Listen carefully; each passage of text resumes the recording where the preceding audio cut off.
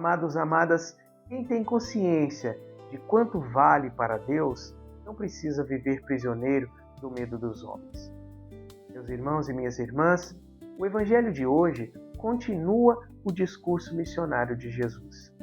Depois de enviar os discípulos e adverti-los sobre as perseguições, o Senhor revela qual deve ser a fonte da coragem cristã: a confiança absoluta no Pai. Jesus começa dizendo: o discípulo não está acima do mestre. Se o próprio Cristo foi rejeitado, caluniado e chamado de Beelzebul, seus discípulos também encontrarão oposição. Isso não significa, meu irmão, minha irmã, que devamos procurar o sofrimento ou provocar conflitos. Significa que seguir Jesus é aceitar, configurar a nossa vida à vida do Mestre. O discípulo não escolhe apenas as palavras consoladoras de Cristo. Escolhe caminhar com Ele também quando a fidelidade ao Evangelho exige renúncia e coragem. Por 3 vezes, Jesus repete: não tenhais medo. Amados, amadas, o medo é uma experiência humana. O próprio discípulo pode sentir insegurança, fragilidade e preocupação. O problema começa quando o medo passa a governar nossas escolhas, fazendo-nos esconder a fé, silenciar a verdade ou negar aquilo que acreditamos. Por isso Jesus ordena: o que vos digo na escuridão, dizei-o à luz do dia. O que escutais ao pé do ouvido, proclamai-o sobre os telhados. A palavra recebida, meu irmão, minha irmã, na intimidade com Cristo, não pode permanecer escondida. O discípulo primeiro escuta, depois anuncia. Primeiro permanece com o Mestre e depois testemunha diante do mundo. Esse anúncio, porém, deve ser feito com verdade e caridade.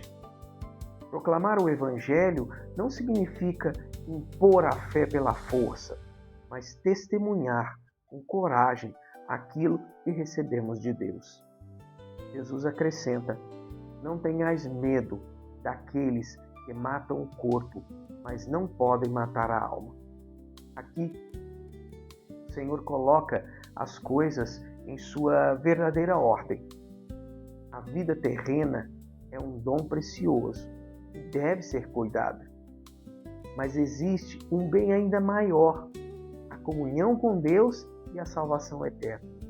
Quando Jesus fala daquele que pode destruir a alma e o corpo no inferno, recorda-nos que somente Deus é o Senhor e juiz da vida. Não se trata de viver aterrorizado diante de Deus, mas de possuir o santo temor do Senhor, de conhecer sua autoridade, levar a sua palavra a sério e não trocar a fidelidade eterna pela aprovação passageira dos homens. Aqui, então, encontramos uma grande promessa de Deus para nós hoje. O Pai conhece cada detalhe da nossa vida e nada do que vivemos lhe é indiferente. Jesus, meu irmão, minha irmã, utiliza a imagem dos pardais, aves pequenas e de pouco valor comercial. Se nenhum deles cai sem que o Pai o saiba, quanto mais Deus cuidará dos seus filhos. E Jesus acrescenta: até os cabelos da vossa cabeça estão todos contados. Isso não significa, meu irmão, minha irmã, que os cristãos estarão livres de sofrimento. Os mártires da igreja testemunham justamente o contrário. A providência divina não consiste na promessa de que nada difícil acontecerá, mas da certeza de que, mesmo no sofrimento, jamais estaremos fora do olhar e das mãos de Deus. O Pai conhece nossas lágrimas, nossas lutas e até os sacrifícios que ninguém percebe. Por isso, Jesus afirma: vós valeis mais do que muitos pardais. Nosso valor, meu irmão, minha irmã, não depende do reconhecimento das pessoas, do sucesso ou da utilidade que temos.